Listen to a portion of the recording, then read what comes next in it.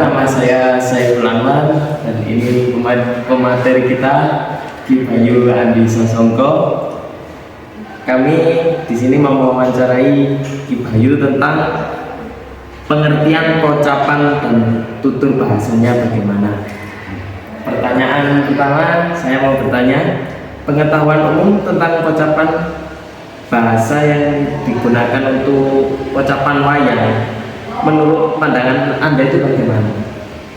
Oke, tentang pocapan, melihat dari arti pocapan kan dari kata ucap atau kalau di bahasa sekarang pengucapan. Jadi arti dari pocapan dalam suatu pakliran atau pergelaran wayang kulit itu merupakan bentuk narasi atau bisa dibilang juga ontowecono dari dalang. Jadi rangkaian suatu kalimat yang isinya itu tentang penggambaran sesuatu keadaan yang sudah terjadi, yang sedang terjadi dan akan terjadi. Itu pengertian secara umum tentang pocapan. Berarti sebelum kejadian apapun itu ada pocapannya ya?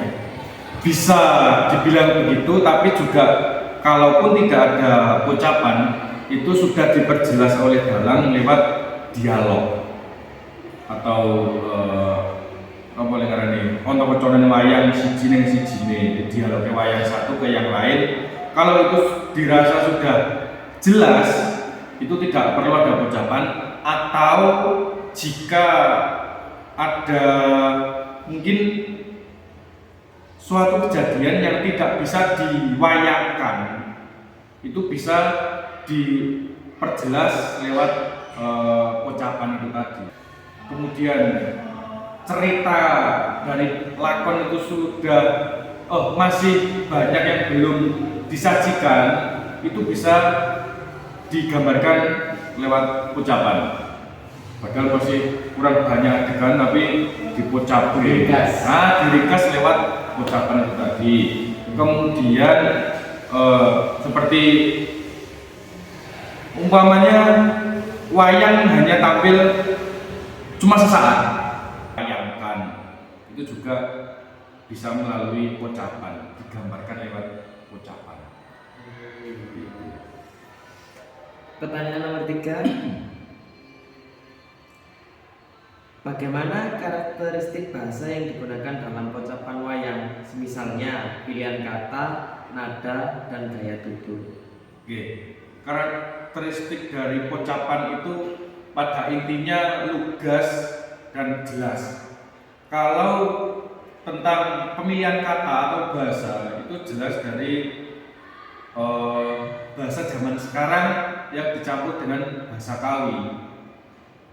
Contohnya pocap kacarito itu kan bahasa Kawi, tapi selanjutnya itu dicampur dengan bahasa saat ini.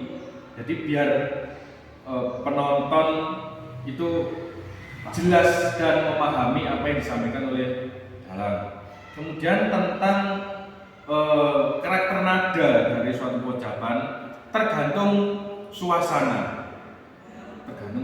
Kalau suasananya itu tegang, jelas nadanya semakin tinggi. Contohnya umpama ada Ratu Buto atau Ratu Sabrang lah, itu sedang marah karena prajuritnya habis dibunuh oleh mungkin pihak Pandawa. Kocap kacarito, nenggih mareh Indra himo imantaka ingkang duka mulat para wadya bala kang kasor sadroning palagan. Itu kan bacaan dicampur-campur. Kemudian kalau adegannya itu sedih, tetap memakai bahasa yang lugas tapi lebih tenang, lebih halus karena menyesuaikan dengan suasana. Seperti Abimanyu mungkin sedang nalika diranjak gaman itu suasananya sedih, dilihat oleh beberapa tokoh wayang yang tidak ditampilkan karena saking banyaknya, itu cukup diucapkan. Anenggih sang satriya putra saking pamadyaning Pandhawa, anenggih Raden Abimanyu kang rinanjap 1000 gaman, tinulat dening para kadang miwah pepunden para Pandhawa dan lain seterusnya. Itu suasananya sedih diimbangi dengan alunan gamelan yang iya, sedih. Jadi penonton itu bisa merasakan, meskipun tadi digambarkan ingkang titulat yang terlihat atau yang dilihat oleh para saudara. Jadi di situ ada Gatot Kaca yang sedang meratapi Abimanyu, tapi tidak ditampilkan di situ, cuma digambarkan. Nah, itu juga fungsi dari ucapan. Tergantung suasana kalau lagi suasana ya yang menjadi patokan. Tapi mungkin ya tidak tahu ya, mungkin kurang paham dasar dari ucapan itu apa, kadang dibolak-balik antara, kan selain ucapan kan juga ada narasi yang namanya itu janturan. Janturan itu juga penggambaran, tapi bukan suatu keadaan, tapi penggambaran suatu tempat. Kadang setelah janturan mungkin kehabisan kata-kata atau apa itu dicampur dengan ucapan, itu juga. Kalau yang Ki Bayu sampaikan tadi janturan itu berbeda ya dengan ucapan itu tadi. Beda. Janturan itu biasanya itu ada iringan yang mengiringi suatu keadaan atau adegan. Biasanya gambarnya itu pada adegan jejer. Jadi tokoh-tokoh, ada raja, ada pate, ada senopati, ada parkan, itu sudah siap semua, kemudian dalam jantur. Jantur itu mulane dalam janturan itu kan nggih negari pundhita ingkang kaeka adi dasa purwa, adi linuwih dasa 10 purwa wiwitan. Itu ada negara yang perbandingannya itu 1:10. 1 itu ya negara ini, 10 itu negara lain. Maksudnya perbandingkan itu kejayaannya 10 negara itu dibandingkan dikumpulkan jadi menjadi satu negara yang sangat jaya ini. Kemudian Wijaya jadi dosa 10 purwawitan. Kemudian aniki negari pundhita ingkang hayung tentrem bagya mulya gemah ripah loh jinawi karta tata miyang raharja. Itu juga menggambarkan suatu keadaan negara yang hayung tentrem, bahagia, aman ya tentram tadi. Kemudian contohnya gemah ripah loh jinawi tidak secara umum, maksudnya secara simbolis, makna simbolis itu bisa merupakan pertanda atau petunjuk. Ini ucapan menggambarkan tentang apa atau siapa. Contohnya ucapan ini untuk simbol dari Gatot Kaca, seperti dia mau abur-aburan, itu Gatot Kaca mesti dalangi ucapan terus lagi mabur. Jadi menggambarkan sesuatu yang akan terjadi. Contohnya anenggih Narendra Mudha Pringgondani Prabu Anom Gatotkaca mulat kahanan kang saya ndadra sigra cancut taliwondo gedruk bantol kaping 3 tumesat ing gegana sumusup Himantaka. Itu pasti Gatotkaca.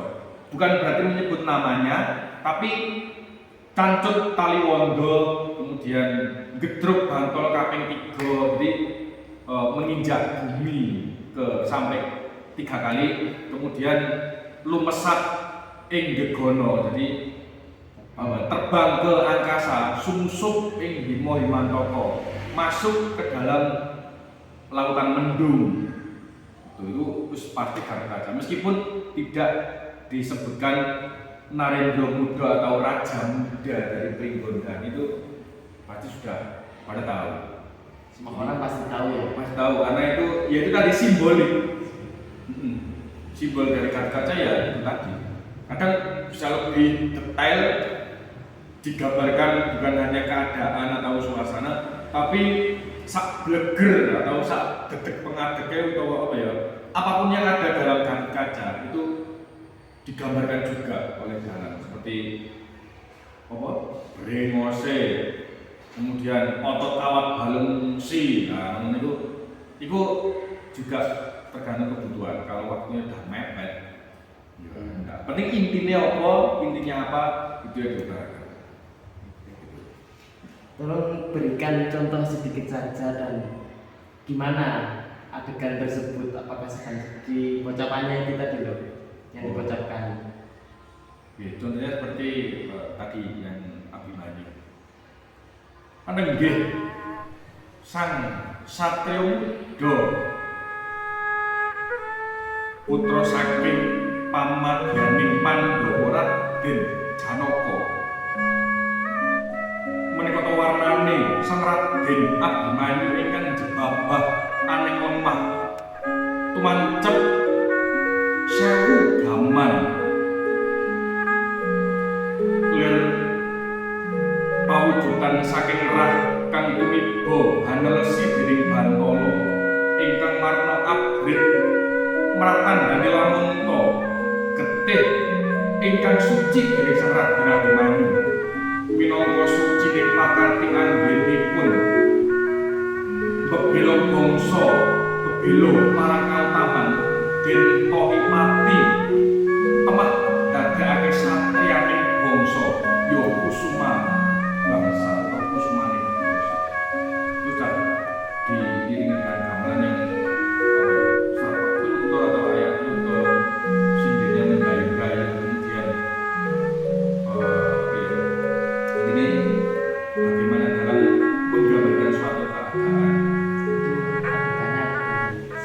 Sedih karena yang digambarkan tadi kan seorang anak dari Panengah atau Pamadya, Panengah Pandhawa. Panengah Pandhawa kan Kuntadewa, Bima, Janaka, Nagara Sadewa. Jadi yang tengah itu kan anak dari Arjuna atau Janaka. Anak dari Janaka yaitu siapa? Yang dari Palamawati atau bisa di nama lainnya Abimanyu itu Ongkowijoyo. Karena dia membela bangsa, membela